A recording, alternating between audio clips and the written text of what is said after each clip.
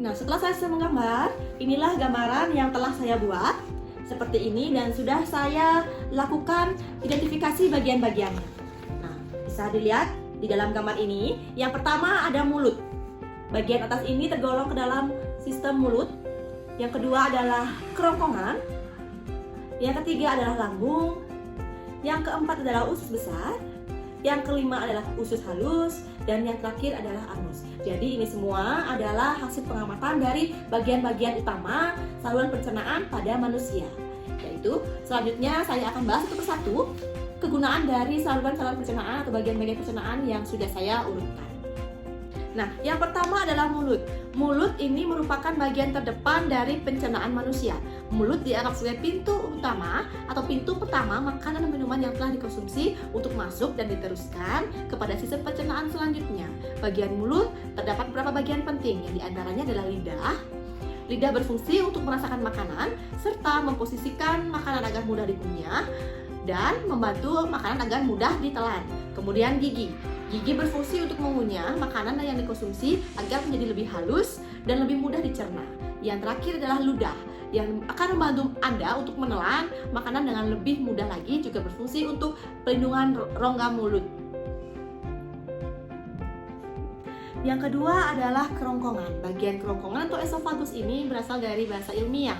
Kerongkongan merupakan lorong yang akan dimasuki makanan yang selesai dikunyah dan telah diproses oleh dalam mulut. Kegiatan ini terjadi di antara rongga mulut menuju lambung dan melalui proses pencernaan yang selanjutnya. Gerakan peristaltik adalah gerakan yang membantu mendorong makanan yang dikunyah agar masuk dalam lambung secara perlahan.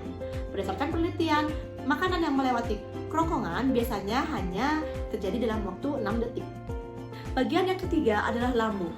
Nah, lambung atau dalam bahasa ilmiah atau ventriculus merupakan bentuk seperti kantong yang menggelembung dan letaknya pada bagian kiri dalam rongga perut. Lambung secara garis besar terdiri dari 3 bagian, yaitu ia memiliki fungsi penting dalam sistem pencernaan. Salah satunya adalah menghasilkan asam klorida yang akan membasmi dan semua mikroorganisme yang ada pada makanan yang kita makan. Bagian selanjutnya adalah usus halus. Nah, usus halus memiliki beberapa bagian, di antaranya adalah usus 12 jari, usus kosong, dan usus penyerapan. Ada banyak proses kimia yang terjadi pada usus halus, karena di dalam usus halus juga memproduksi bagian macam enzim yang dapat mengubah beberapa zat makanan menjadi kandungan yang dibutuhkan tubuh agar lebih mudah diserap. Selanjutnya adalah usus besar. Usus besar adalah tempat sisa makanan kemudian berada dan nantinya akan dibusukkan oleh bakteri. Nah, adapun bakteri yang akan membusukkannya adalah bakteri Escherichia coli, sehingga bisa menjadi kotoran atau feses yang kemudian akan dibuang melalui anus. Bagian sistem pencernaan yang terakhir adalah rektum ataupun anus. Nah, rektum atau anus ini adalah bagian paling ujung dari usus besar.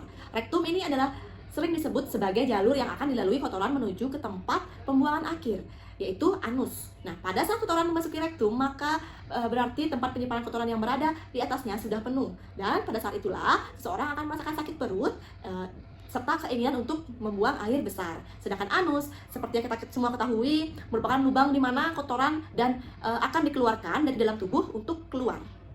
Itulah hasil dari pengamatan yang telah saya lakukan, dari saya menggambar sistem pencernaan makanan dan juga saya mengurutkan bagian-bagian dari sistem pencernaan makanan. Adapun kesimpulan yang saya dapat setelah saya melakukan praktikum ini adalah sistem pencernaan manusia adalah sebuah sistem penting yang membantu manusia dalam mencerna makanan dan minuman yang dikonsumsinya menjadi zat yang lebih mudah dicerna oleh tubuh dan diambil berbagai kandungan penting di dalamnya yang bermanfaat untuk organ-organ dan bagian tubuh yang lainnya secara keseluruhan.